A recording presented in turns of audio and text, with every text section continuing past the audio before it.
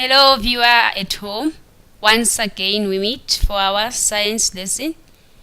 We are going to be looking at the topic mass and force today. And you will recall that we are looking at a topic that is now in our Form 2. Why? Because of the time, at least to cover what Form 1, Form 2, and maybe Form 3 part. So to be able to help those that are also writing their JC this year.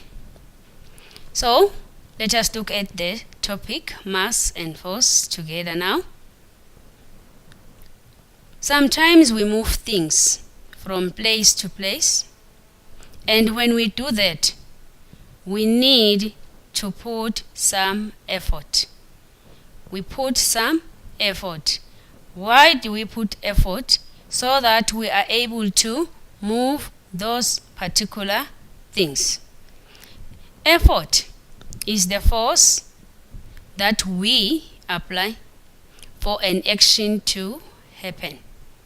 The action includes we push, we pull, and at times we twist.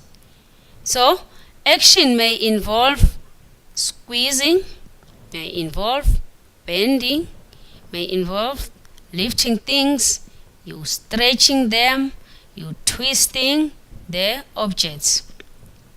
For instance, I have a paper here. When we tear, then one hand is pulling, the other one is pushing forward. So we are saying we involve pushing and pulling, though at times we also talk of the twisting. When we tear the sheet of paper, you have seen just now how the force is applied. What happens? We are pulling. We are pulling the paper. Also, you have seen that it is also one hand is pushing forward. When lifting something, taking this, I'm taking it from the ground. When I'm applying force, I pull it from the ground. So opening of a door and closing of it, on the handle, it involves twisting.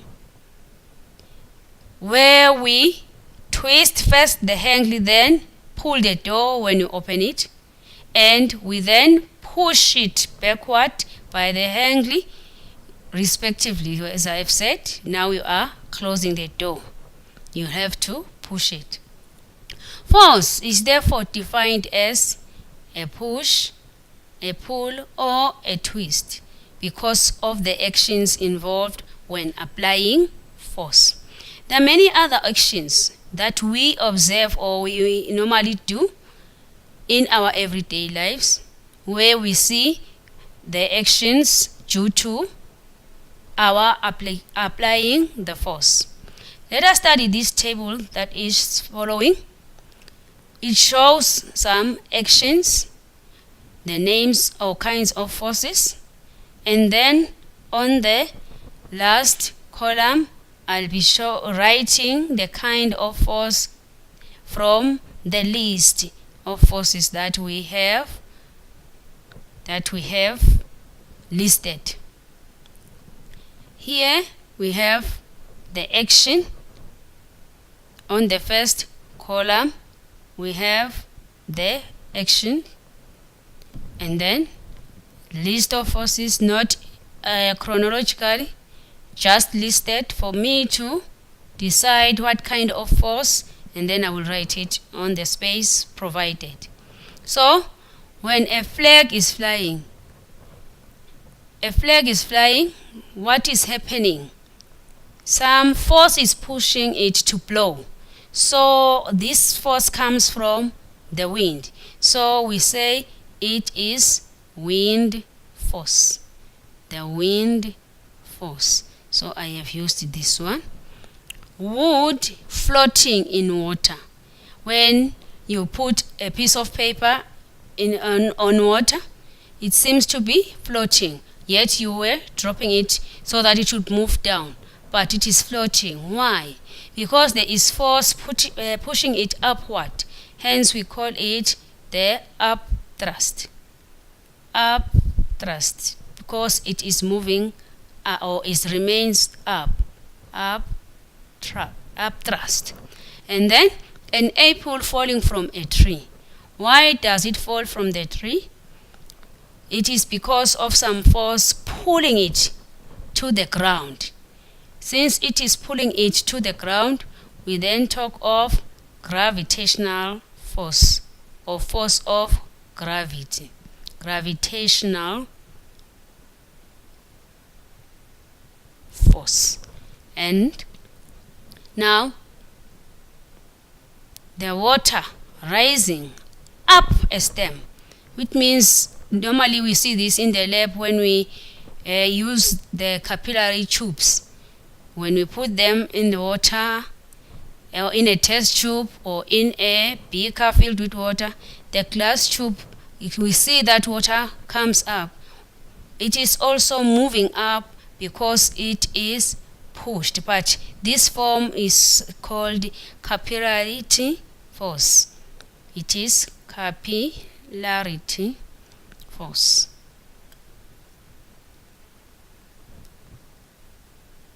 And then now a baby is sucking.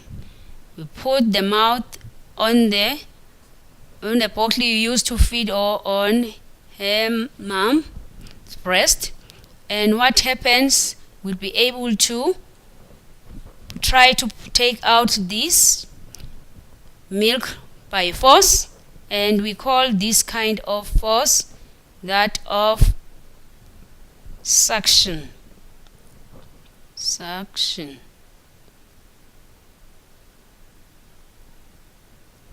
And when you apply brakes to a car to stop, we have the kind of force which is called, we have a force of friction.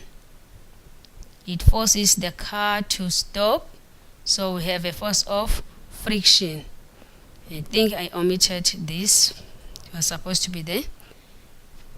And then some iron filings. Oh, sorry, there is this number 6, the boxing punch. When you are practicing and then you are punching those bags, it says the force that you are putting there is you are pushing, so it is called the thrust. That's the other kind of force. Yes, we say there is upthrust, it means pushing upward, and then this one, which is just a thrust. And iron filings clinging to a magnet, they are attracted by the magnet. The magnet pulls them towards it, so the kind of it's the magnetic force. Magnetic force. And then when an oxen pulls a wagon, there is a chain that is used, so the force that is on strings and these chains is called tension. It is the force of tension. And lastly, plastic rod. You know, we have seen this, or the experiment you have done it, whether you are rubbing the ruler on your hair or on your jersey, and you bring it close to pieces of papers, it is able to pick those pieces of papers. It is not a magnetic substance, but it has been able to attract. Hence, this is called electrostatic. Electrostatic force. There is some electricity of some sort that is causing you to be able to pick those pieces of paper. We look at another on the forms of force. Then we have a table to study, which is a summary of what I've just looked at. we were looking at force, the types of forces. Now we are looking at a chart that is showing us the summary of the types of forces I've just shown you on the previous page. So the forces that we experience in our daily life, they are those which are in contact. The forces due to them being in contact.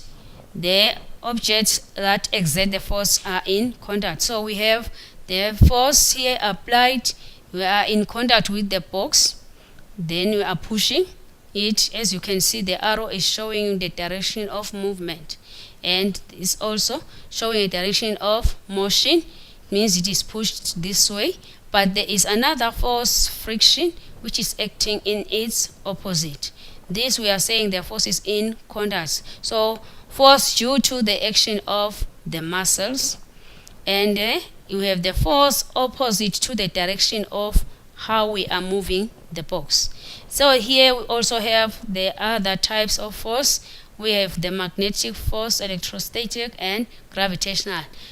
The force which is always attracting things back to the ground. And this one, after you have rubbed a material which is not magnetic, and this is just a magnet attracting magnetic substances. They are pulling it, and this also will be able to pick the pieces of paper. As you can see here, it is not just the fork of the comb. So the force exerted by a magnet, force exerted by a charged body on another charged body. And this one we are saying it's the gravitational, is attracting force which is exerted between two objects, one which is above the ground, and this one is taking it down to the ground, because we are saying gravitational force is the force that is able to take down the things from the atmosphere. It's taking them back to the ground. Here is one of the examples I said we have of squeezing, but we will use this to say to study the effects of force. So when you look at this is a diagram. We are squeezing here an orange. As you squeeze this orange, there is force that is applied with the muscles of the hand, and what comes out is a juice due to squeezing. When you squeeze, you are pushing. I will repeat, you are pushing, which means we are emphasizing that force is applied by these three terms: pushing, pulling, and twisting. In this case, we are pushing it, and as you do that, the juice is squeezed out. So what is happening to the shape of the orange when you squeeze it? So we can then say force can cause a change of the shape. It causes the change in the shape. As you can see here, now it is no more circular when you are squeezing it. It is no more circular. It means now we are saying force has the effect of changing shape of the object. It's not the only effect that we can experience when we apply force. Another effect, as you can see, these boys here are playing. The ball is moving, and when he is going to kick it, it is going to move either in the same direction or change direction. Still, these are effects of force. So when force is applied, it has effects that will result. And when we look at those, we have said force has effects. So let me just give you the next diagram, which is emphasizing what I have just talked about, the effects of force. So force does this to the bodies. It may cause moving bodies to stop moving. It may cause them to change direction. It may cause them to change the speed of movement. Like we have said with the ball. The ball, when you kick it, it is going to move and change direction and speed too. And if you apply brakes to a car, it will stop moving. If you step on an object, it will be, if the body there is not a moving, so it does not apply this one. So it applies only on moving bodies. A body that stops moving, it means it was moving. Hence I have said that force is applied to objects. The body can either be moving or stationary. When you say it is stationary, mean it is not moving. So when force is applied, I want us to look first at what happened to force applied to non-moving object. We said that the force that is applied to non-moving object will be force, as I have said, has effects if the body is not moving. When we talk of a body, please do note that when we talk of a body, we are talking of any object. It's not a person's body. We are talking of any object. So if the body is stationary, it is not moving. For instance, here I can push it. What happens? It starts moving. And if I step on something like a piece of chalk or a lump of soil, when you step on it, it will change size and even shape or be destroyed. You can do this experiment, try it at home. Because you are at home, you can go outside, pick a lump and put it down, then step on it and see if it is not destroyed. If it is destroyed, does it maintain its shape? No. So that's why we are saying it can change the shape too. And it may also change its size. As you have seen here, it becomes soil instead of the lump. It changes the size. So let's go back now to look at the effects of force on moving object. Then we start on measuring force. So we said that when we apply force to an object, it may start moving, it may change direction, but now when it is moving, already it is on its way, so it may stop moving, change direction of movement, and change the speed of movement. All this because we have applied force. Like any other quantity we have learned in our science, when force is applied to an object, we can be able to measure it because force is also a quantity. So force, like all quantities, we are able to measure it. It can be measured. It is measured using a spring balance. A spring balance, or we call it the force measurer or force meter in our case here, and it is having its unit in newtons, and in brackets we have the symbol for Newton as capital letter N. Those that you will remember in your Form 1, why we have symbols having capital letters. This simply means this was named after the founder of this kind of theories for force. This man is Isaac Newton. So the Newtons comes from the name of the founder.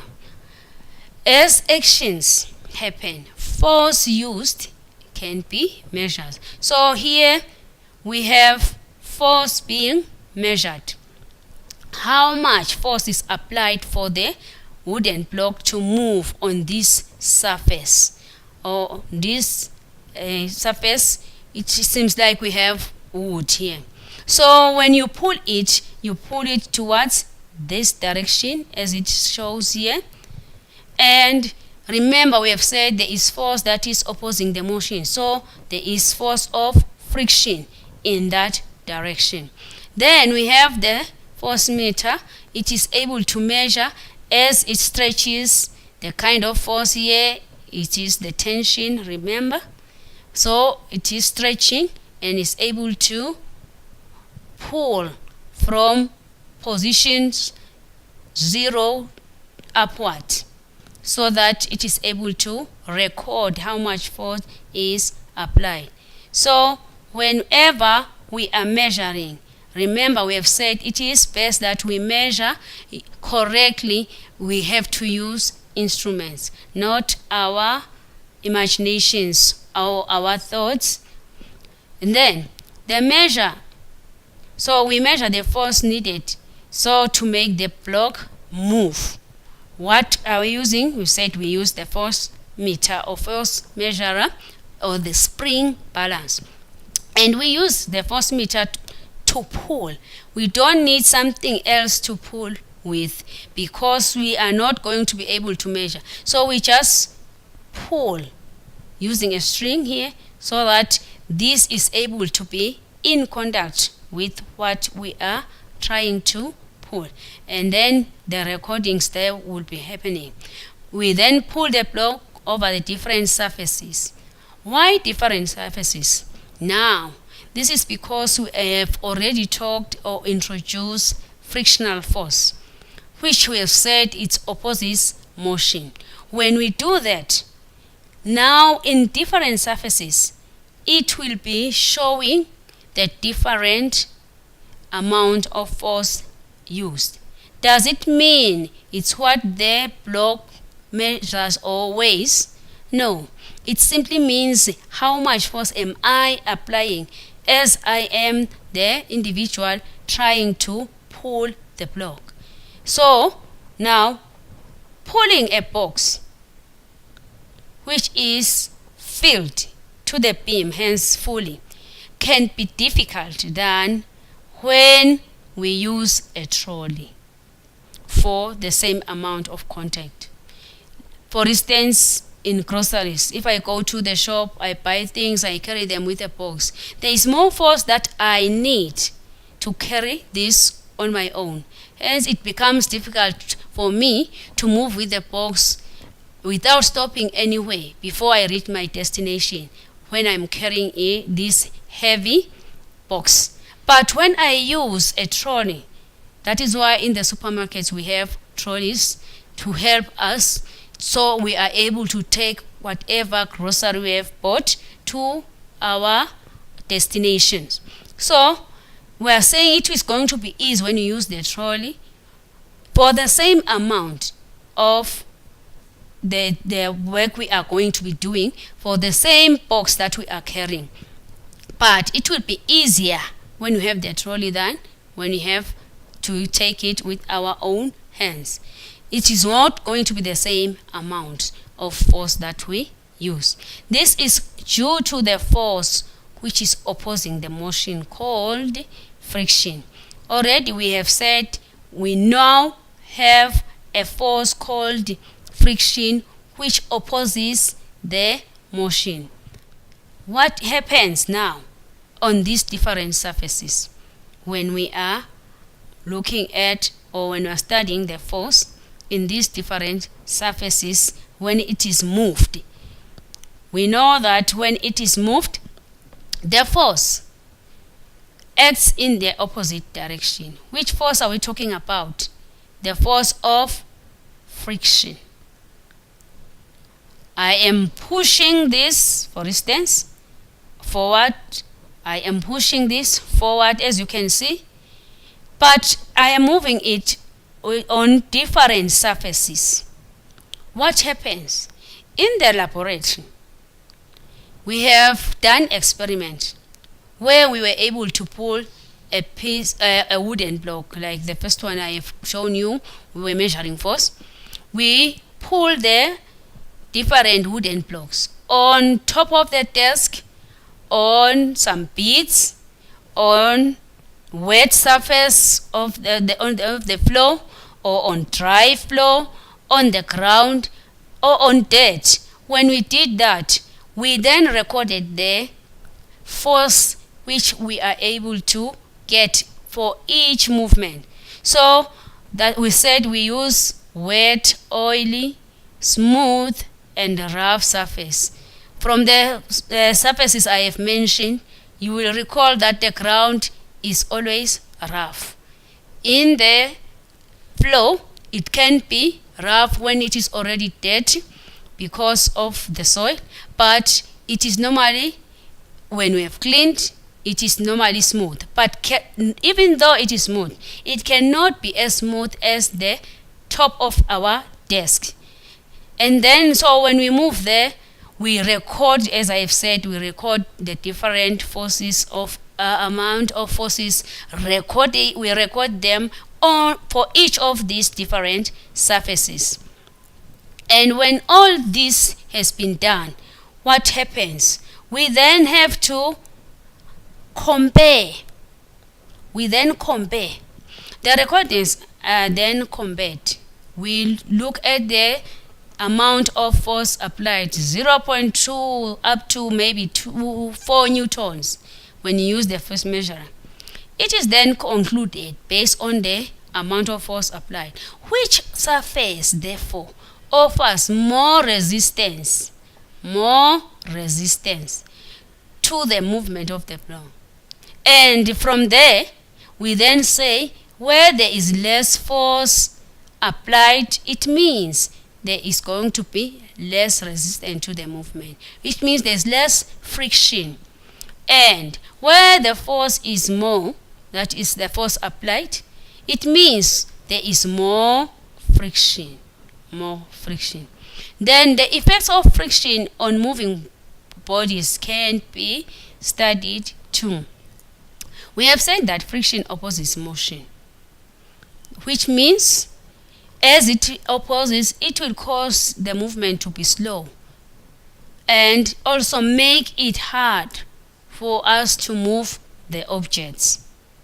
So this is not good. It also causes unnecessary heat. This one you can do an experiment as you are watching. You put your hands together and try to rub them and feel if there is any rise in temperature. If there is, so we are saying as long as objects which are moving are in contact, there is going to be friction. And you can see even in your clothes when you are moving, there are sometimes it's possible that the things wear out. Why do they wear out? You find your blouses now have some holes. You find that even with the trousers between the legs, even your shoe sole, it's ever changing the shape. Why? Because it is always in contact with the floor or with the ground, and when you move the ground and the sole of the shoe, now once they are in contact, there is going to be friction. Hence, that is what we call it will be wearing off. Not really tearing, but it wears off. Surfaces in contact, then we say they tear off. Giyatsabuka. Okay, timpahla tethu. The three statements here, they are proving to us that sometimes this friction is not a good thing to have. Hence, we say these are disadvantageous situation. It is a disadvantage to have friction because it does what? It slows down motion, it causes unnecessary heat, and wears out things. So we say it's a disadvantage. In that case, it means we can try to decrease the friction because it is a nuisance to us. So what do we do? Since we said it causes movement to be slowed down, what can we do? I have introduced the trolleys. Trolleys, they have what? Wheels. So if we have rollers, we have wheels, it is going to be easy for us to move. So the rollers, they are normally placed on bearings for ease of their movement. So likewise, we have said the wheels, you can introduce wheels so that you are able to move. We normally they play and slide over the ground. when they pull each other, the boxes that they use finally get what? They get where they wore out. So it means that is because of friction. Instead of that, they introduce some sledges so that they be able to maintain these boxes for a long time. So what is used now are the wheels so we are making it easier. So we are decreasing the friction when you use the rollers or the wheels. Sometimes you need to cool the surface in which the two surfaces now are getting hot, so you need to cool the surface which are rubbing each other, or wet and oil so that it is easier for the movement of these different surfaces. That's not the only thing we can say on friction. Friction, as we have said, it is bad in our case, SEC-based study. Does it mean friction is always bad? No. We do need to have friction at times. It means in this planet there is nothing that is totally bad or totally good. Everything has got good and bad effects. So a floor which has been cleaned and some polish applied to it, when it is still wet, it is very difficult for one to walk. Does it mean there is friction? No, it's not. It is not. It is making it difficult to move, but it is not slowing down the movement such that you easily slip and fall. So you are able to move, but it's not the desired movement. So we can move on wet, polished floor, which means in that case we do need the friction. We need to make it rough because it is too smooth. It is these times now when we say we need friction. This means that friction can also be useful. Friction is useful in this situation. One, when we are walking or when we are leaning a ladder against a wall. Why is it important or needed? So that it prevents us from sliding. We are able to move without sliding, and it also enables conveyor belts. Remember, we are not talking of everything at home or in our surrounding, even at workplace. So it enables conveyor belts to move and carry objects. There we have pulley systems. 3, it enables brakes of a car, of a bus, whatever. It makes that vehicle to be able to stop. And in this case, where we do need the friction, in this situation, we need to increase the friction so that it is able to favor us. So we have to increase the friction so that it is useful to us. The ladder, when you talk of the ladder, where we used to climb up, we have to make sure that there is rubber on the ends of the shoes of the ladder. Likewise, our shoes, we don't have to buy the furniture soles only. We need to have those that are able to grip the surface.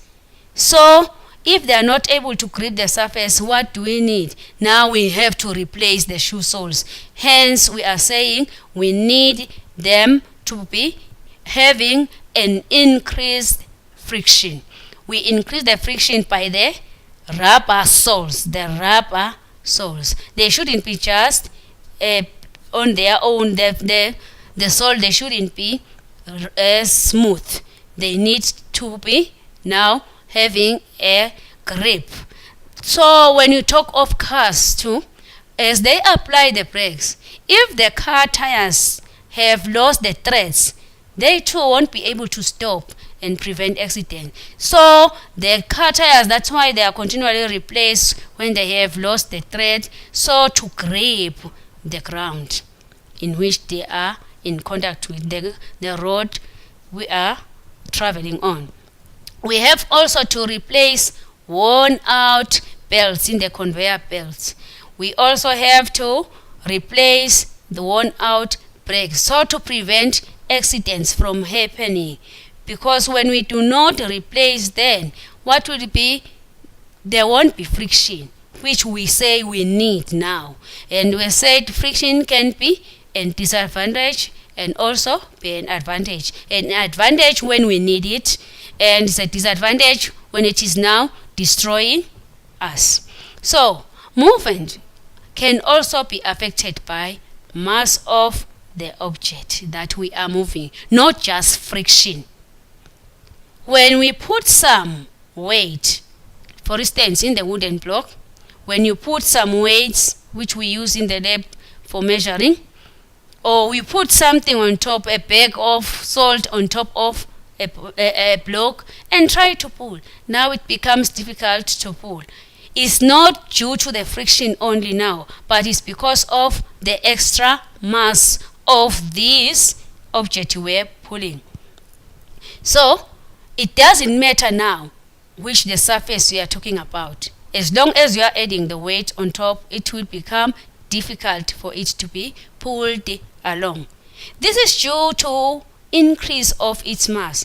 The surface offers more friction to objects of more mass. There is always the opposing force, which is friction, but it gets more as we add the mass. And then mass, remember from your Form 1, okay, when we were looking at measurements, we have defined mass as the amount of matter in an object. Why now are we talking of mass? Because we are referring to this friction. It is now affecting the movement of an object. When we lift objects, like I have done, a bucket full of water, you pick it from the ground. So when we lift objects, there is some force which is acting in an upward movement. In a downward movement, in a downward movement, I am lifting upwards, and then the downward,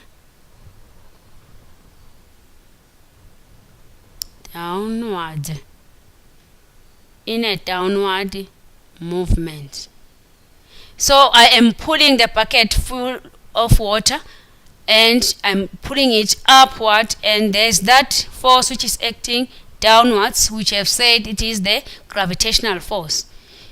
This force is force of gravity, or the gravitational force.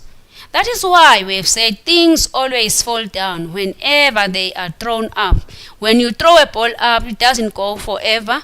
It comes back to you. Either it will fall or you will be able to catch it. The object which is raised above ground, therefore we say it possesses some weight. So why are we talking of this? We want to make a difference between the mass and weight. An object raised above ground. This object is raised above ground. Now it possesses some weight, which can be measured too. Weight. The object raised above ground therefore possesses some weight, and it is now not mass, since gravity is now acting on it. Weight is therefore defined as the force which is due to gravity, which is exerted by an object on its support. It is therefore measured in newtons, since it is considered as a form of force. Objects can stand on their own and not fall without any support. Why is this possible? This is due to the position of their center mass. So as I am standing, I'm not falling because of the center position of my center mass. When I talk of that, a center mass is what? It can be defined as a center mass of a point of an object is the point. What point? It is the point where all of its mass is concentrated. If the object is made of same material or thickness, the center mass is the point in an object where all of its balance is supported by where all of its mass is concentrated when it is supported by a sharp object. This is a piece of box. I am trying to support it.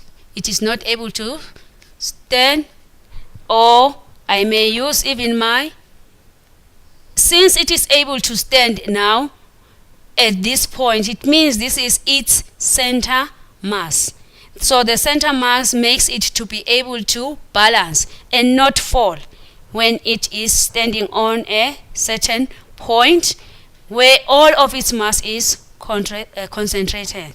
So when we talk of this center mass, we are saying it's possible for the balancing to be stable if the material is made of, the body we are talking about is made of same material and thickness. If it is made of same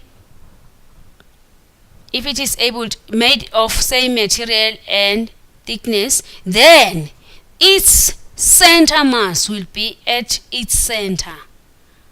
But this will always shift the center mass now.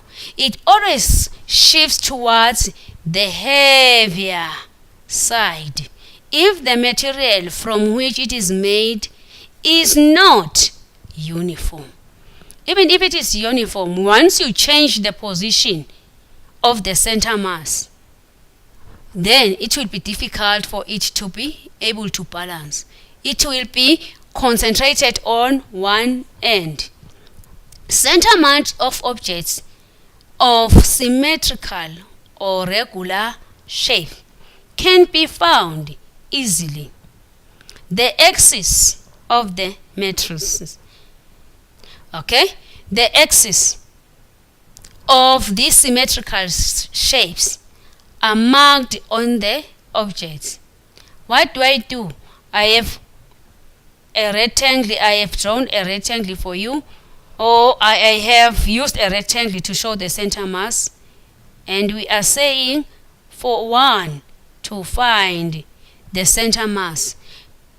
If this is a regular shape or symmetrical, it has the line of symmetry. For instance, the line of symmetry here is, now it seems like we have the symmetries where we draw the line of symmetry, and where they meet,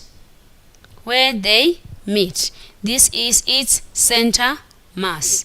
I have used the finger to show that it will be going to be resting or be supported. If I use this point, it means this is its center. Likewise in our diagram. Even in a circle, we will find that that a circle has many lines of symmetry, but all we are saying is draw at least two of the lines which are giving you the shape into equal parts.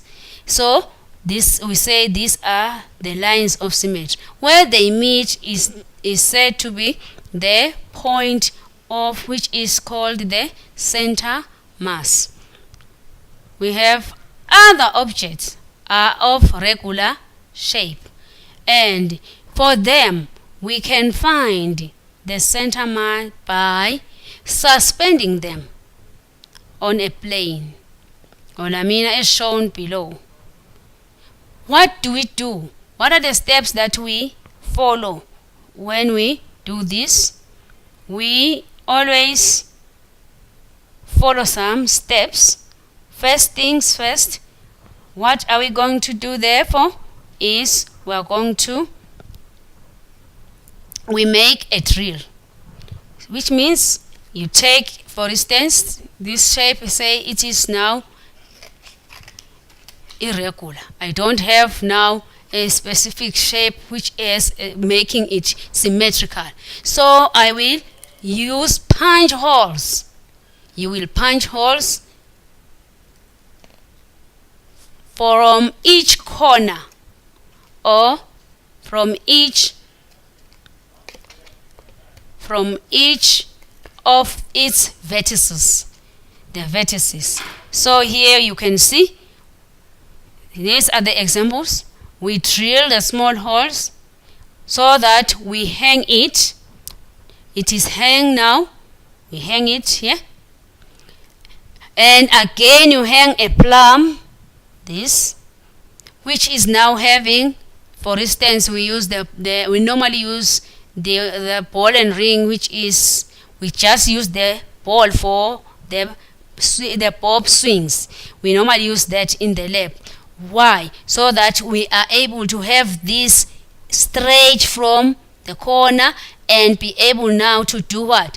You are drawing the line. So once we have hung the plumb line, where using a string with a weight now, you from the same suspension where I have hung my box. In this case, I'm talking of this box.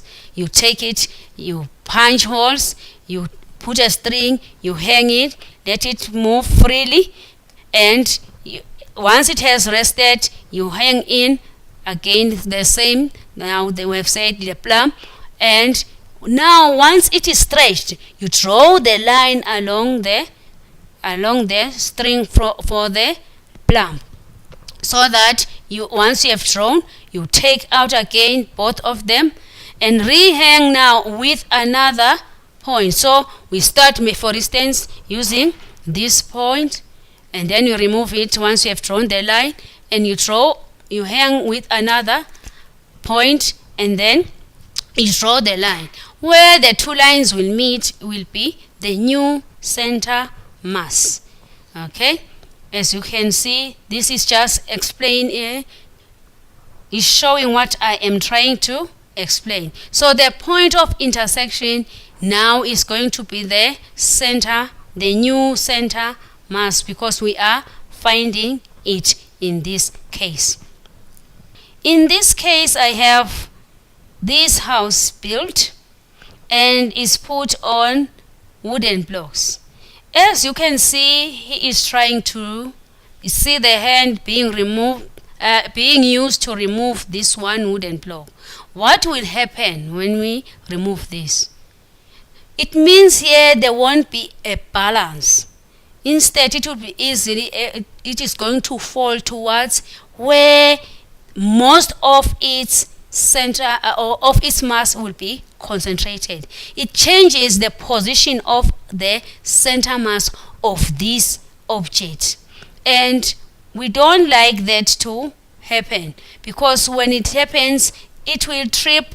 It is now going to fall, and when it falls because it is not balanced. So we say the center mass now, if it is in the right position, ensures that an object or a body is stable. So now we are talking of stability. It is only stable if its center mass is on its right position. The house model here, as you can see, can easily fall when we touch it, or if we try to remove one of the blocks that is supporting it. First, we are saying when we are trying to just touch it or removing that wooden block, for instance, it then loses its support and force. Sometimes we carry logs which are really heavy. For instance, if this is an individual, trying to carry a log. As you can see, this log is not balanced. As you can see, it seems like this distance is a bit longer.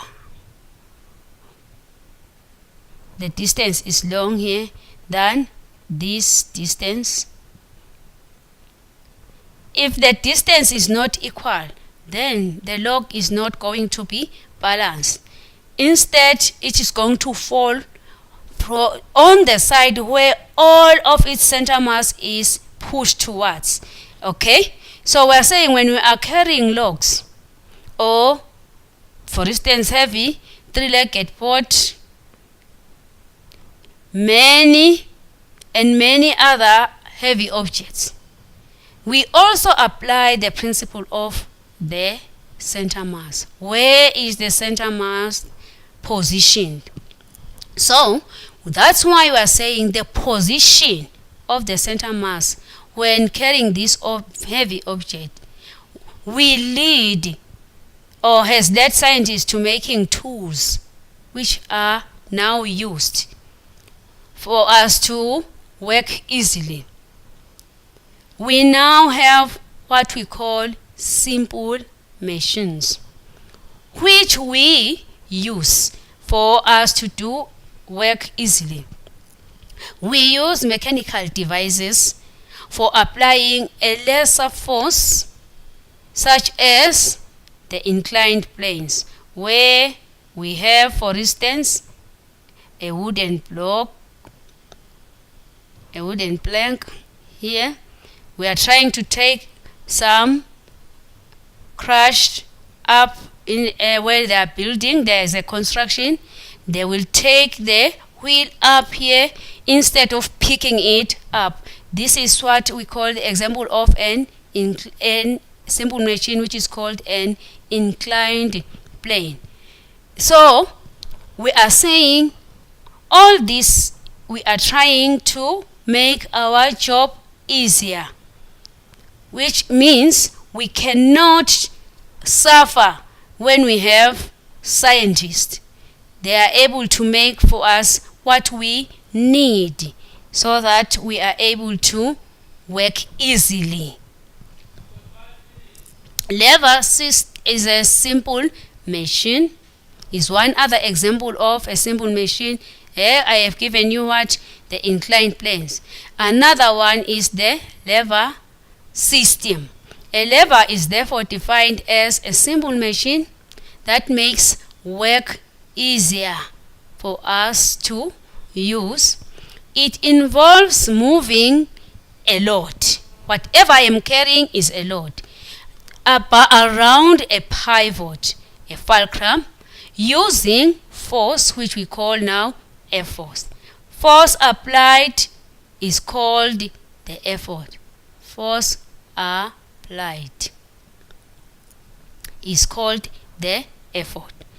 Now, we have examples of the basic things that we use at home as the tools, which are the machinery that we have been able to make. These tools now, we call them the levers. They include this pair of scissors, as an example, pliers, hammer claws, nut crackers, and thongs. The levers are classified into three types: the first, second, and third class levers.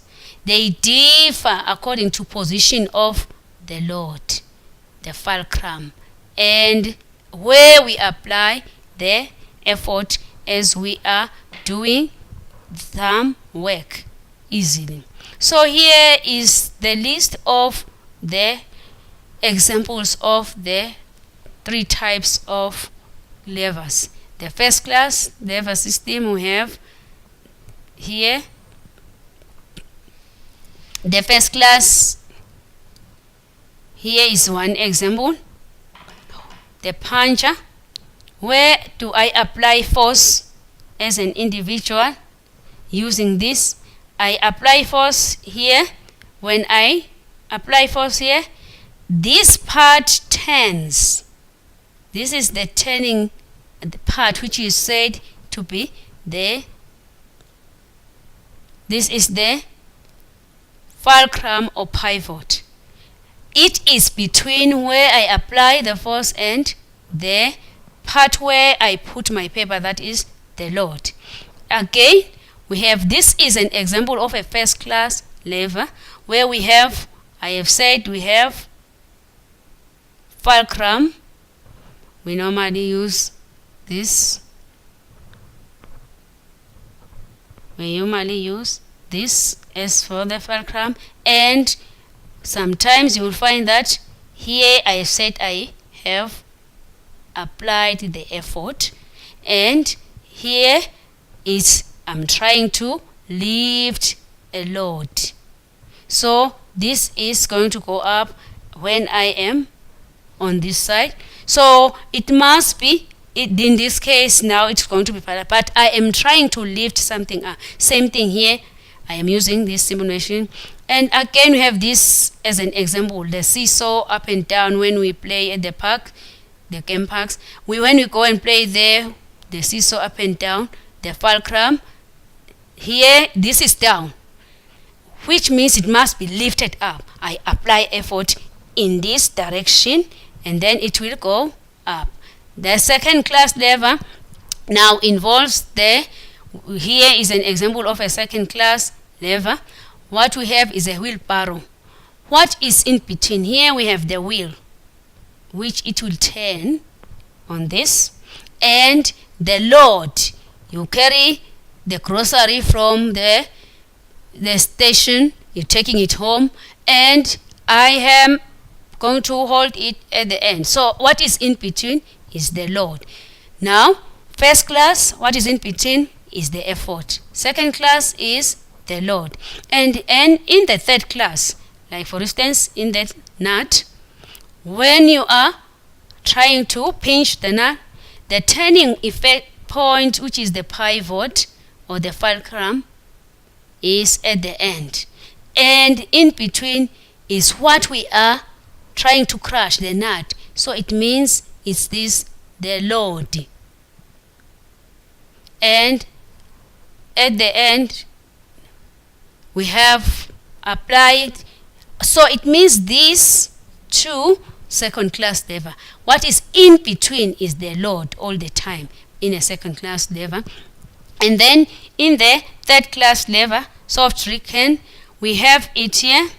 We have in between the two must be the effort. I apply effort here, so open the tin cap. So we are saying the three now differ in the position of the load, the fulcrum, and the effort. In all that we have been looking, the last part was just the lever system, simple machines. When we talked of them and we said they are helping us to do the work easily, which is the last part. Now they are the application in our bodies. As you can see in the diagram, it is shown to us where do we apply force and where is the load carried. So the body is carrying itself because it has bones and muscles. So as a summary of what I have just said on the lever system as a means of simple machine, we said we have the first class, second class, and third class lever. What are they for? They are used to make work simpler for and easier for us. So as you can see, fulcrum in between the load and the effort. First class, second class, the effort is applied, and what is in between is the load and fulcrum on the other end. All we care about is what is in between any of the two. If the fulcrum is in between the two, then we say it is a first class. When the load is in between is the second class. And lastly, when effort is in between is applied in between the fulcrum and there, and the load, then we say it is a third class. So this is one of the examples where we have said we have the pair of scissors, the turning part, it is the pivot, and I'm applying force at this end, and whatever I'm going to cut is at the end. So what is in between is the fulcrum. So this is the first class nervous system example of it. I am happy that we have come to the end. I hope you have enjoyed today's lesson. Hope to see you next time. Bye.